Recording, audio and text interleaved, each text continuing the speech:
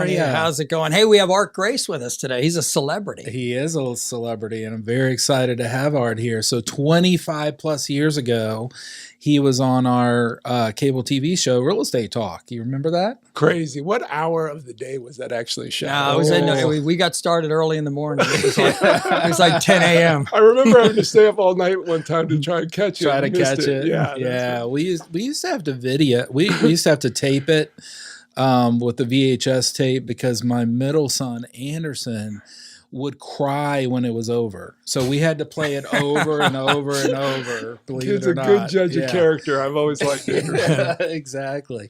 So how you been, Art? Doing good. Still at MBH in Gainesville, cranking along in the settlement world, loving life. Okay. And you've been doing that for how long? How many years now? 27 years with MBH. Oh, wow.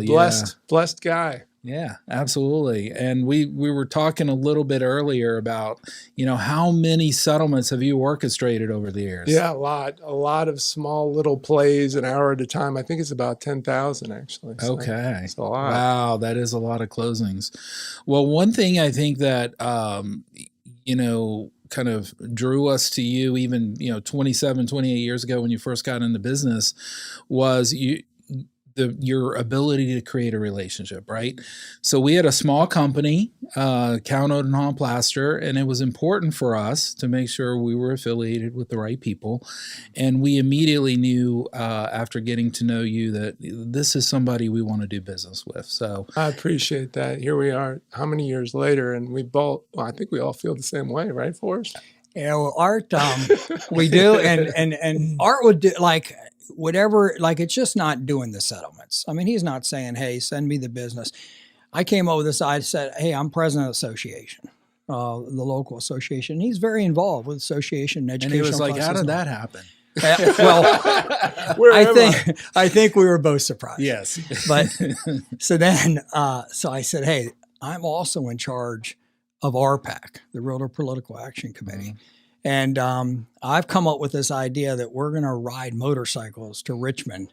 And Art says, I don't have any license or anything. I don't even ride a bike. And I said, oh, you need a license? so we go and we find out, we do a little research. We find out the local community college in the parking lot there, they have a 3-day class. And the first day is the educational part. So you're doing testing and stuff like that. And we're in there.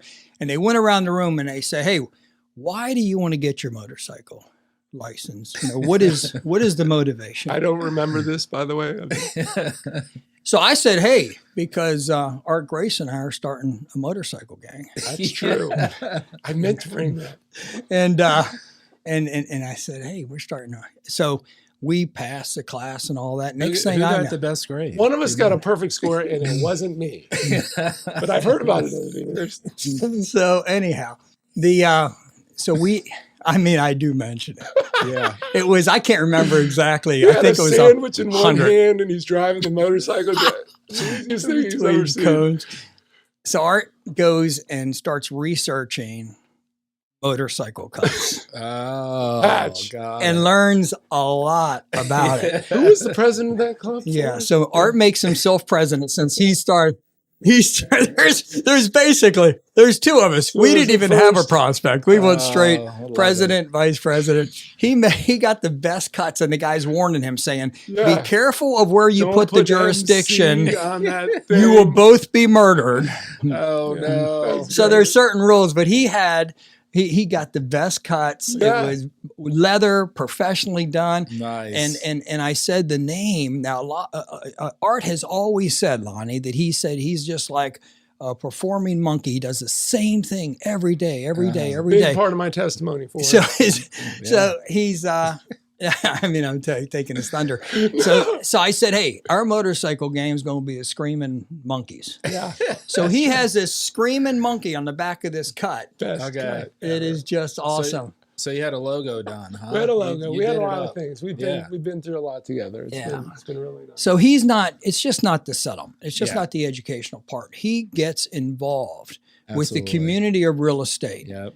And really makes a difference every day. So tell us, what is the most satisfying part, or has been the most satisfying part of your career? Well, two things that I'll just bring up is This career found me. I didn't find it. And I think if you just kind of pursue your passions and figure out what you're good at and what you're not good at, lucky enough to find a job someday. And I was starting law school back in the early 90s. Is this mic going out on me? You're doing good. You're good. Good. Back when I went to law school in the early 90s, I was thinking A Few Good Men. I wanted to change the world like Tom Cruise and Jack Nicholson. I want the truth. But I quickly found out through my first job that if you're going to litigate in a small firm, you're going to be a jack of all trades, master of none. And so I realized quickly with the real estate background that I didn't like going to sleep not knowing what I was doing. And when MBH found me in 98, they said, hey, you're going to do this one thing, but you're going to do it over and over and over again, and you're going to get real good at it. And I didn't even know what settlements were. So the most satisfying part of my job is being a trained monkey, because I do it over and over and over again. But if I do it really, really well, you take somebody who's walking into probably the biggest financial transaction of their life with a lot of stress, buying and selling, and you tell them it's going to be okay, and you make realtors look good, and you find solutions, and you go home and you sleep well at night. Yeah. It's a good gig. Yeah, you make people feel at ease, right? Yeah. That's important. I mean, if you think about attorneys, very rarely do both people in the room feel great at the end of whatever happened. That's why I call myself a trained monkey, not an attorney. So, I also think that you, over the years, you've influenced other people in their careers. I know Matt Medeiros down in the Richmond area, and just so many people that I can name that you have made such a difference in their lives and careers. Well, I appreciate you saying that. Hopefully most of it's been for the good, but you guys all fall in that category. And that's why we're here. We want to talk to help people, right? I mean, the podcast is all about helping someone. Yeah, I totally agree. So tell me, how do you, with the real estate industry changing so much, the settlement industry, has it changed? Do you anticipate anything really being different? Yeah, a lot of the rules change. And Forrest, you had mentioned earlier when we were talking that the contract alone has changed like 50 times in the last couple of decades. And so I think that as much as stuff does change administratively and legally, the core concepts are the same. Which is why every time I teach, and you guys know that a big part of what I love doing with this job is teaching. Every time I teach, I'd always start the same way and say, guys, your job is easy to describe. It's very difficult to perform, but it's very easy to describe. And your job is to meet your client's expectations. Thankfully, in Virginia, no agreement to buy and sell real estate is enforceable unless it's in what? In writing. Writing, right. So the key to the job and the key to being good at the job is understanding the contract. And when you do that, then you can help meet your client's expectations. Then that leads to the home run, which is not people laughing and dancing and skipping out of the settlement room like we tend to do, but people walking out saying, that's pretty much what I expected. Yeah. That's the home run, because you're always going to have a seller who thinks he's getting too little for his property. And you're always going to have a buyer thinking they're overpaying. But a good negotiation says, that's the decision I made. That's what I expect. The contract says that. That's what we're going to do. So I don't see a lot of changes coming to what's making professionals great, even though the rules tend to change a lot. Right. That's great. Yeah. So the market, the market changes, the contract changes, but it's these subtle changes over time, generally speaking. Yeah. And these subtle changes over time, and it's just tightening something up. It's committees getting together and saying, something, could we have a contract that explains what we're, the spirit of what we're trying to do a little bit better. What do people want? What do they want? How can we protect them? And it's everything. It's everything from, just recently we've had changes with the association documents and the time frame to review and that sort of thing. Yeah. So it's constantly, it's in the same arena of what we do, the activities that we do. It's just tweaking it a bit to make it better for the buyer and the seller. Absolutely. And again, that theme that runs through it, you guys are brokers. And so, some of the people, I'm imagining most of the people, if anybody watching this is probably in the business, maybe my kids or Anderson are sitting around laughing right now, throwing stuff at the TV. But, definitely. But the difference between brokers who have been in the business for 30 years and new realtors, agents, is really critical in understanding what we do. And I think that you guys have a grasp on what it means to take somebody who knows nothing about the business, seeing the qualities that are going to make them successful with whatever they do, and then giving them the keys to the kingdom to show them, if you just do this, Yeah. this is the best profession you can be in. And Yeah. it's the greatest life you could ever ask for. And I feel that way, and I know you guys do too. Sure. And the people in the business who don't feel that way, it's a shame. They should spend a little time on the podcast. Absolutely. Yeah. Well, and I also think that, one thing that sets you apart is your customer service. And I think that's something that we've lost over the last decade or so in our business, where you can actually pick up the phone and someone will answer on the other end and answer your question. I love that. And I think that's what makes you and what you do so special, because if an agent does call you, guess what? You're going to answer the phone, right? Yeah, absolutely. And I think that crosses industry lines. Like I've always told everybody when I'm talking with them, if you're working with somebody who you can't reach, Yep. you're working with the wrong person. Absolutely. And so, these guys are telling me a little bit about the podcast. This is my first podcast. They're saying, look, at the end, we're going to say, how can they reach you? Well, I really appreciate that, Forrest. I could envision Forrest and Tammy at home saying, okay, you play art. How can I get in touch with you? But my big caution to anyone is, if you say, how can you reach me? Well, call my assistant or email myself. I'm much better with emails. People don't need help a day later. Absolutely. They need help immediately. And one of the things that I've done, if I've done anything right in this business, is I give everybody my cell phone number. And when they say, I don't want to call you on the weekend, or they call me Sunday evening, and they say, I feel awful, I'm calling you Sunday, I always will say the same thing, which is, don't feel bad. If you didn't call me, I wouldn't have a job. Yeah. And I sincerely believe that. Now, if I'm doing something special for a half an hour or something, it might take me half an hour to get back to you, but usually I'm pretty on top of it. And so for anybody who's out there working with somebody who doesn't pick up their cell phone or freely give out the cell phone, you might want to find somebody else to work with. Yeah, I like to give this example, and this study is not new, but when you're just communicating with words alone, text message or an email, you have a 7% communication.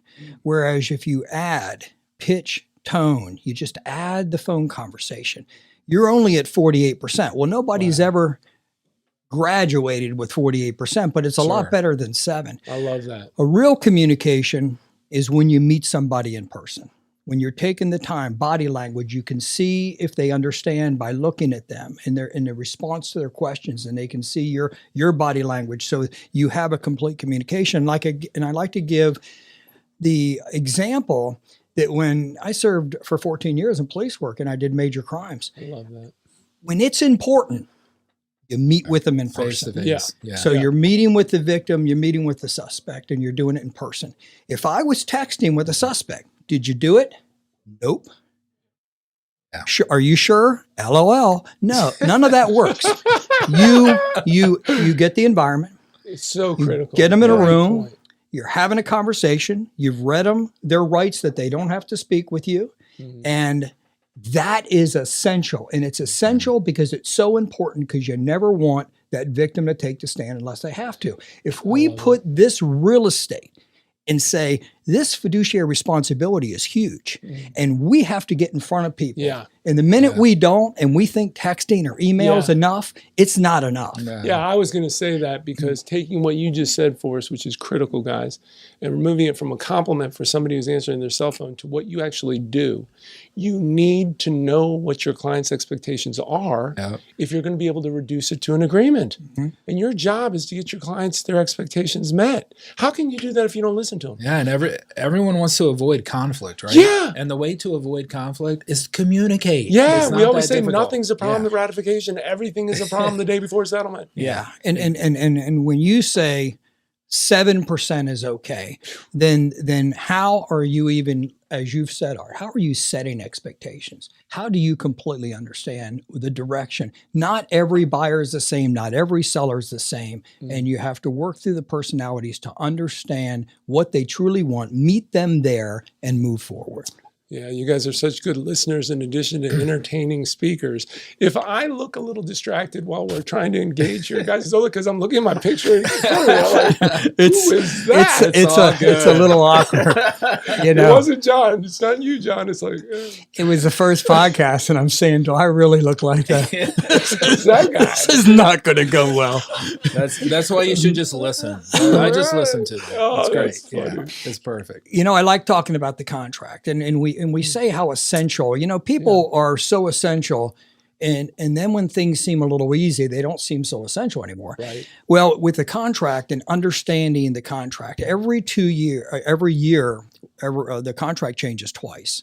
It changes in July and it changes in January. There's changes that take effect, and so over a period of 25 years, it's been changed A lot. 50 times. Yeah. I mean, there's Yeah. 50, Twice a and year. they never have changes and say we made no changes. Yeah. It's there's always something that has changed, and Art's really good at that. But there's just terminology that people just look over, and the one I like best, and in the state of Virginia, we can do real estate anywhere in the state of Virginia. Yep. But in the Richmond contract, for instance, time is of the essence is not there. Right. And just the words time is of the essence, people would just look past that. But it's so significant. It's huge. And on or about is not time is of the essence.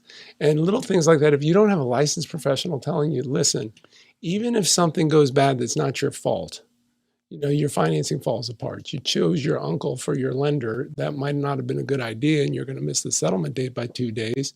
Time is the essence means your uncle may have put you in default and made you liable for all the damages. And you're saying, what are the damages for 2 days? How about moving costs, failure on the seller's purchase end? To be able to buy. I mean, there's all kinds of things. So time is of the essence is huge.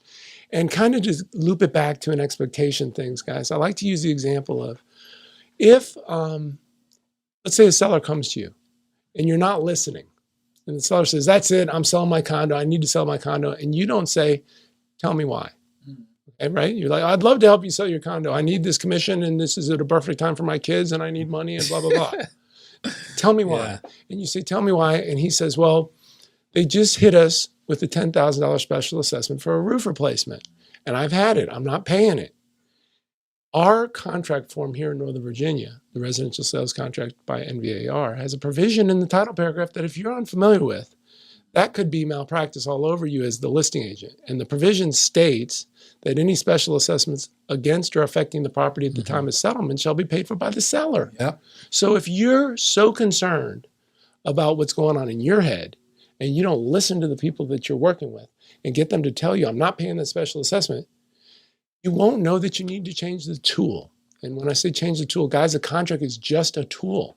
A tool to do what? A tool to meet your client's expectations. Yeah. You can either change your client's expectations or change the tool. And trust me, it's a lot easier to change the tool. Right. So when you're so looking at the contract in that manner, which as you just described it, Art, there's certain things in a contract that the parties can change. They can agree to change, and then there's some things when it relates to a federal or state law that by agreement they can't change. Yeah. But most things are not that. Most things are changeable. You can say this is what we're agreeing to as it's printed. This is what we're going to change and agree to. And if both parties are in agreement, then they have a valid contract that moves forward. Yep, absolutely. And Lonnie, I bet you'd echo all these sentiments. Lonnie is a bit more of a man of mysteries and an international traveler. We see him up and down the East Coast in different places. Yeah. Is it the same where you Yeah, live now? absolutely. I mean, South Carolina is an attorney state, so there has to be an attorney at the table for every closing, which is a good thing. Yeah. Unlike here. Yeah. Pluses and minuses. Yeah, I mean, when they do a closing with you, you are the expert in the room, right? Yeah. So that helps a lot. It helps the agent, helps the clients, moves the transaction forward. Yeah. Now, what Forrest and I talk a lot about is fiduciary responsibility, right? Wow, so if you're representing a buyer or you're representing a seller or a brokerage is representing a buyer or seller, there are certain things that we are required to do, right? Yeah, tell the truth. Yeah, tell the truth. Yeah, that's a novel thought, right? Yeah, and work in the best interest of your client, right? Not in your best interest or someone else's best interest. So we talk about that a lot, and I think having an expert in the room orchestrating the closing really helps. It helps navigate, helps create a client experience that they're going to continue using you year after year, right? Yeah, and what I love about that is it's not just the lawyer that's the expert, it's your broker that's the expert. You have to have guidance because there are layers of subjects that make us great at our job, right?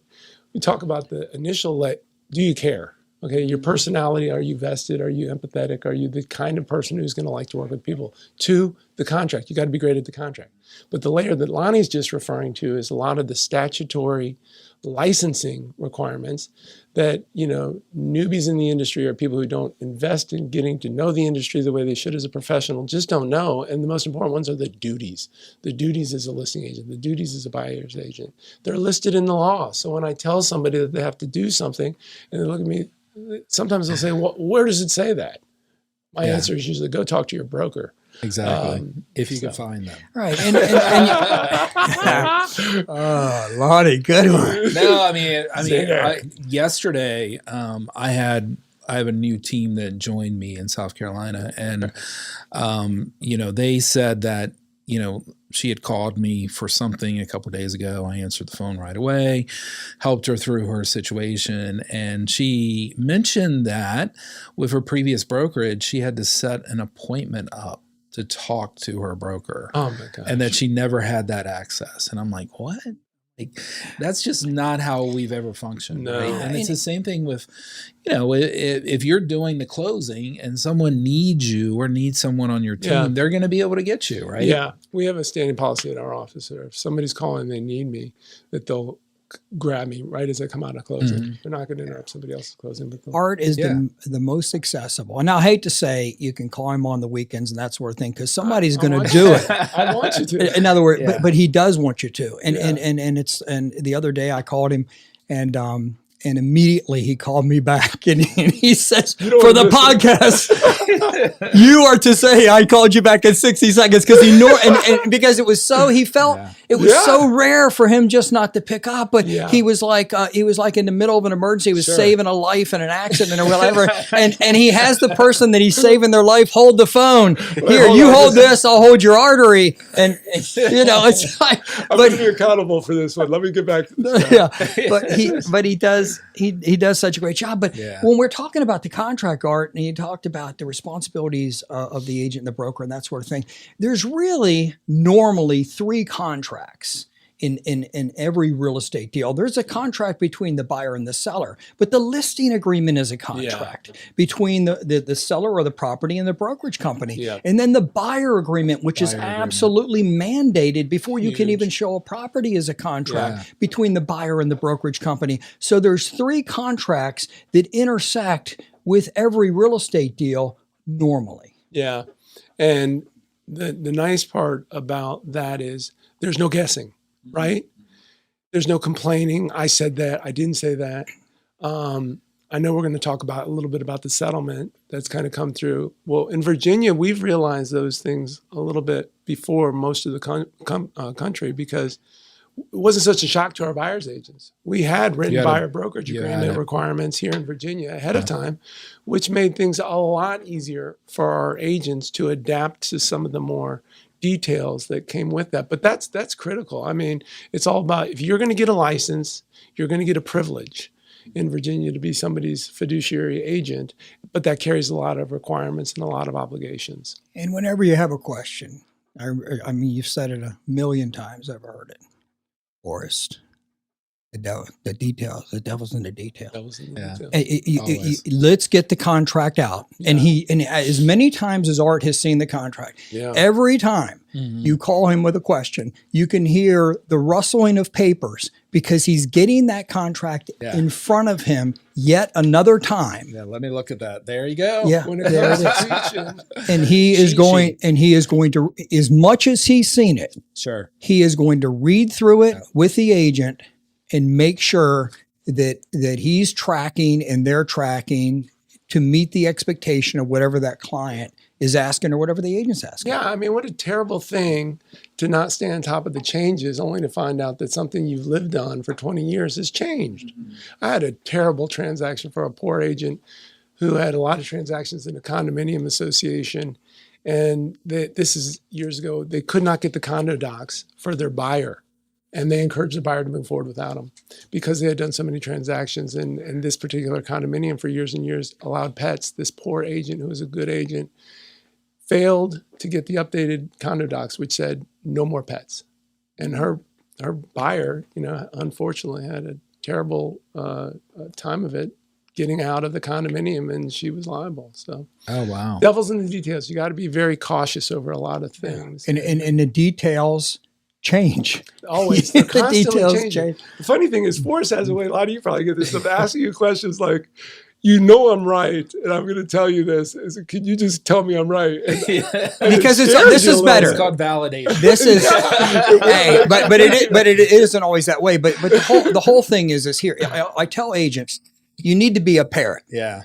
If you are, the law doesn't say you can practice law. It's class 1 misdemeanor to practice law if you're not an attorney. Unauthorized practice of law. So, that's right. so it doesn't say as long as you're right, you can practice law. Yeah. It says you can't practice law, Exactly. regardless if you're right. So with Art, if he tells you exactly what you think you alrely know, then you can say, I spoke with an attorney. And they always do that. Said, hey, look, I talked to Art Grace and he said you're wrong. well, not necessarily.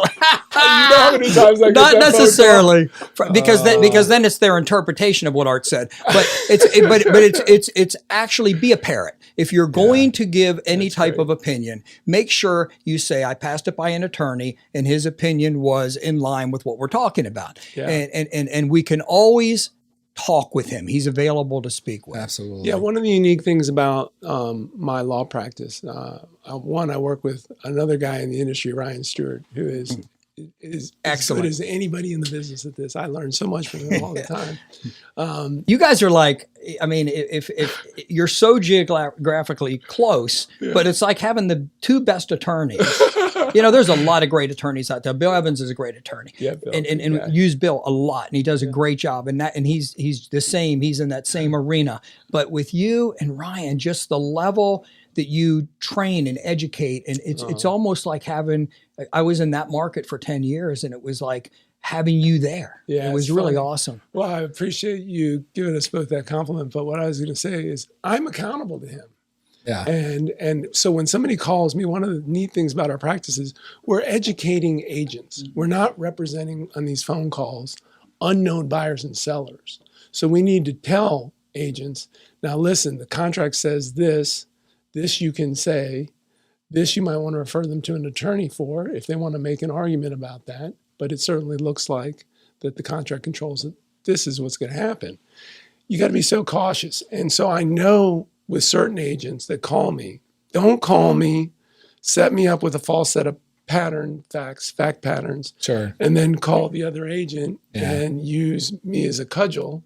Because I'm going to say, look, the first thing I'm going to do is if you're going to get into this with somebody, I'm going to get on the phone with them. I'm going to tell them the exact thing that you told me. Sure. And share it with them. Because most of the time, we don't have that huge of a conflict. Yeah. Because of the written word. Yeah. So we're really blessed to be in a community of people who care. And I really appreciate you. Transparency is important for sure. Well, Art, I've got just something. There may be a buyer watching. Okay. In the event there's a buyer watching, I wanted them to know how important it is when a lot of times you get to the settlement table and somebody says, do you want an owner policy or just a lender policy? Yeah. And just briefly tell us the protections that owner policy gives someone where they for the rest of their time they don't have to worry for forever. about. So title insurance is always a topic that the poorly educated settlement company avoids. Yeah. Whereas it should be the number one thing you want to talk about at settlement. Excuse me. But currently the biggest fraud in the industry and the biggest need for title insurance is that house stealing commercial you see. There's so many forgeries. Which is a real thing. It's a real thing. Mm-hmm. That being said, you're covered if you buy a certain type of title insurance. Well, what am I talking about? An owner's enhanced title insurance policy, which is the default for a residential title insurance policy in Virginia, carries something called post-policy forgery protection. So you buy this owner's title insurance one time. 10 years from now, you suffer that forgery occurrence. You make a claim, and they're going to come to your rescue. And when I say that, like, that's huge. I was talking to somebody in the title insurance industry. They think that it's the average claim costs the title insurance company for fixing these forgery situations over $100,000. Wow. Yeah. Because, you know, the false part about it is you never divest somebody with a forgery. Sure. But to unravel all that, you know, if somebody comes in and says, I've bought this property from them and they're buying or borrowing against the property, to unravel those loans in that forgery process takes time and it's a nightmare. Well, nobody ever talks about the fact that you don't need protection from somebody else if you've got the right type of owner's title insurance that protects you against that. So I'm a huge fan of title insurance. You pay for it once, it's good for the rest of your life. Not to mention, if you have an issue that didn't come up with a poor title search in a prior settlement, you find out there's an unreleased lien, the first thing we ask a seller for is, hey, do you got a copy of your owner's title insurance? And here's the point you made way back 25 years ago that I'll never forget is, I'll say, Art, I'm buying a property to sell it. Why would I need an owner's policy? And you'll say, because you're buying a property to sell it. Yeah. And you want to be protected. You don't know what's happened with that title, but guess what? You're in line and everybody in line's getting sued. Yeah. You want to sell that property and never worry about it? Yeah. Get an owner's Thanks policy. for saying that, Forrest, because there's a common misconception in real estate, not only on the agency side where people tend to think if I can just get through the settlement, I'm no longer liable to this buyer. So you see a lot of sellers who know the buyer needs to move in and they've got the moving truck out front and they've done a terrible job with junk in the house and all this. If I can just force this compromised purchaser into the settlement, I'm no longer responsible. You are. There's a provision in the contract that says the entire agreement, which means that the provisions of the contract survive settlement. Right. That's critical to know. But with title insurance, you've given them an assurance in almost most states that you're providing them a general warranty deed or a warranty deed that's going to include, I'm giving you good title. And while they will probably file a claim on their owner's title insurance first, they could sue you on the warranties in the deed for the false title. Yeah. And if you just keep your owner's title insurance when you sell it, in the hypothetical you're talking about, Forrest, and your buyer files a title claim against you 6 months after you've sold it to them, you're like, this is unusual, Art, what should I do? File a claim on your owner's title insurance policy. Right.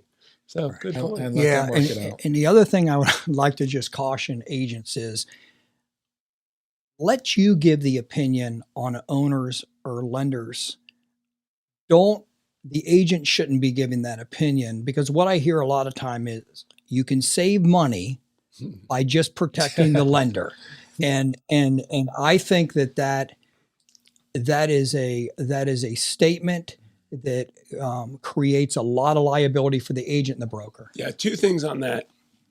The saddest thing I ever hear is a realtor encouraging their own client, who they have a fiduciary responsibility to, not to buy owner's title insurance. The reason I say that is we are never going to give the buyer a hard time if they don't want to purchase the optional owner's title insurance. That's another sign of a bad settlement company. They're desperate. They're trying to, cajole them into doing something they're not comfortable with. Sure. They don't have to buy it. But if the agent is the one advising them not to buy it with all those fiduciary duties, and then they end up needing it, the attorney they go talk to is, somebody told me not to get it. Well, who is that person? They're going to be in the crosshairs of that lawsuit that's inevitably going to come. So as an agent, you absolutely know it's good. You don't want to give the details of the policy. You want to refer them to the attorney or the settlement company to talk about the coverage limits. That's a great thing, but you never want to be on the complete opposite side of that and advising them not to get it. The other thing that happens a lot of times at closing, which I just encourage people to speak with you in advance, is it's when somebody says to me, hey, will you do the numbers on an investment property for me, see how it performs? I'll say, great. Are you thinking about buying it? And they say, I already own it. And I say, we should have already done these. So it was. You should do that before the purchase. We'll have fun with it, but this is something That's you would not go. what you do with your free time. Well, it's the same Let's try thing. this one. It's the same thing here. Divorce, death, things happen. People are in just turmoil in their life. Yeah. And at that time is not the time to be educated on how you took title of a property. Protections, right. Yeah. So how a good explanation of taking title Yeah. and what that means in the event of a divorce or a death or something like that is imperative. I want to show you guys something because this is what I do when we have a question like that. I brought this contract in for a reason, Okay. which is our contract. We talked about the unauthorized practice of law and the fiduciaries and the benefit that Virginia realtors have to actually work with a buyer and seller to write a contract. Writing a real estate contract is the practice of law, but there's a carved out exception in Virginia code that allows licensed Virginia realtors to help write contracts. When the two cross over and there's something you cannot as an agent advise a buyer or seller on, the contract's clear about that. In our title paragraph, paragraph 19, it talks about just what Forrest was asking. I've highlighted, it says, buyer is advised to seek the appropriate professional advice concerning the manner of taking title. That's a critical sentence. Yep. That didn't used to be there 10 years ago. You want to know why? Because when a boyfriend and girlfriend would buy a house together, they'd either take title with survivorship, joint tenants, full common law right of survivorship, so that if one of them died, the other one gets the house outright, or they take title with no survivorship, tenants in common. It didn't matter which they took. Somebody's going to be unhappy. If they held with survivorship, the mother of the boyfriend who was killed in a car accident is going to say, he hated that trip. He wanted me to have the house. And if they held with no survivorship, the girlfriend's going to be like, he wanted me to have it. They screwed it up. Yeah. So the contract says buyers advise. Well, who's advising the buyer? The agent. That sentence was added because there was nobody to advise the purchaser that, hey, this is a big deal. Because sometimes it's a big decision. If it's a split settlement, the attorney for the seller may never see the buyer. Yeah. And with that in mind, it's critical. I used to advise agents to put a little initial mark next to that sentence when it was boyfriend, girlfriend, because that's the most dangerous situation, significant others, to just get them to acknowledge, not that you're advising them about it, but you said, hey, call this attorney that's preparing the deed. Or call your attorney. And it's just life happens. I mean, this is Googleable. A first marriage, 40 to 50% is going to end in divorce in the first 8 years. Second marriage, 70%. And death is 100%. You just don't know when. So why not, for the things that you can mitigate in advance and understand in advance or craft in advance, why not get them crafted in advance? Yeah, everything needs to be done early. And the one story I'm going to tell about the Cowne and Plaster days was, I probably knew Forrest last, maybe. I think I knew Lonnie first, and Patrick, but it was all within a couple of weeks. I go into the Cowne and Plaster office, and there's this big setup like card table on it in the middle of the whole office. I'm like, somebody is in charge of a big area around here. It's Forrest's table, and it's got all these contracts on it. And I said, Forrest, what do you do? And he goes, I do my system the same with all of these clients. And he had a lot of clients back then. Yeah. And I thought that is genius because nothing gets missed when you have a system. Yeah. And if you don't have a system as a buyer's agent, if you don't have a system as a listing agent to extract from your clients what their expectations are, to hear the buyer say, I only want this house if I can put a pool in the backyard. Well, this contract doesn't say I'm going to buy a house only if there's a pool in the backyard, or I can put a pool in the backyard. You've got to take that expectation into consideration and make a modification. So I love the fact that we're talking about putting systems in place, watching for certain step guards. How is the buyer going to take title is one of those steps that your buyer's agent should be and needs to be concerned with. Yeah, no shortcuts. No shortcuts. That's right. Lonnie, I promised you if we had our own, we'd get an hour of free legal advice. I know. This is $300 value. This is great. Probably more than that. 300. He doesn't work that cheap. We've always gotten the discount. Cheaper than my law partner. That's true. So Art, man, we could spend all day with you. I love you guys. I tell you. But tell us, like, if there's something is there something that you feel like our viewers should know before we tell them how to get in touch with you? I think the key thing that I would tell everybody is that you're going to make mistakes. Okay. My fear is that we talk like we never make mistakes. the reason we're as successful as we are, I'd like to think of, is the way that we handle our mistakes. And so what I tell to anybody new in the business, even more so if you're more experienced, when you make a mistake, own it. Because no one's perfect. I'm going to give you two thoughts. One, when you're new, don't be afraid to say you're new. Why? You're not supposed to. Nobody's working with you because you know everything. No one knows everything. I am learning every day. I'm a trained monkey with settlements, but I know about 95% of this business, I'd like to think, and it's a joy to try and figure out that last 5%. When you're new and the buyer says, hey, I'm thinking about doing a 1031 exchange. What do you think? And you're like, I don't know what the heck a 1031 exchange is. The answer is not to fudge it, because we see the bad agents, they fudge it. Yeah. And they fudge an answer. And the answer should be, I don't know what that is, but I know somebody I'm going to call and get you an answer. What's the number I can call you back at? Now, here's what will make you good at your job. You call them back. Okay, that's the novel part of that. Most people are like, oh, that guy's terrified. So number one is don't try and pretend like you know everything. And number two is when you make a mistake, you get a nanosecond at the opportunity of a lifetime. Yeah. We had a closing the other day, and we plugged some numbers in wrong on the prorations of the taxes. We fixed it in like a day, but it was a swing of about $1,000 shown to the buyer on what they expected to bring in versus what they actually needed to bring in, to their detriment once we fixed it. And I talked to the agent said, oh, they're just heartbroken. I said, tell them we're waiving our settlement fee. And I had a nanosecond to do that because technically it was like a small error that they shouldn't have had an expectation for, but it didn't matter. Yeah. And you as an agent, if your seller says, I'm not selling this washer and dryer. I mean, how many times have we seen something where the listing agent just allows one to get past the goalie and gets a contract in that says, we want the washer and dryer, even though the listing says no washer and dryer. Right. You get a nanosecond to say, my bad, I'm paying for that. Mm-hmm.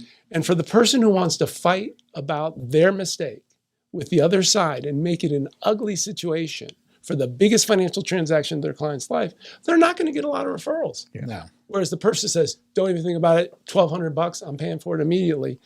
That $1,200 is the best marketing you will ever spend. Yeah. You'll almost think, I should make more mistakes. Right. Yeah. And you're the hero. Yeah. Or correct, when surveyed by, and buyers were asked what their expectation is, but what they really appreciate is their agent taking control of an error that was made, even when it's not their own. Right. Owning it in a situation, even when you didn't make the mistake. And like you say, that's the best marketing because you don't have to tell anybody that you did it. They're going to tell everybody that you did it. Yeah. Yeah. Our motto at MBH is we say yes. And why do I say that? Because people come up with the craziest things, but we're going to make that experience good for you. Yeah. And so that's what we're looking forward to trying to do. That's awesome. So, I mean, my recommendation to any new agent out there is, you need to build yourself a really solid team. Yeah. So, and part of having a solid team is to have someone like Art there to help you and as well as mortgage and insurance and all of those components. But Art, this has been great. Tell our viewers how to get in touch with you. Okay, well, you already know. I'm going to give you my cell number. But the funny thing about this is, who's going to use it 50 times this week? It's my law partner. Hey, I saw you on a podcast. I've got a question about my pool. I'm a swimming pool expert. My cell number, guys, call me, Art Grace, 703-915-3177, even on a Sunday. All right, man. Thank you, Art. We love you, brother. Appreciate you guys. This love has you been too. Great. It's so good. So good. All right, well, take us out, John. That's a wrap for episode 10. Thank you for tuning in. If you enjoyed this podcast, please make sure you give us a follow, like, subscribe. Follow us on all our platforms, YouTube, Spotify, Apple Music, and beyond. And we will catch you guys on episode 10. Thank you for tuning in to RE in Real Time.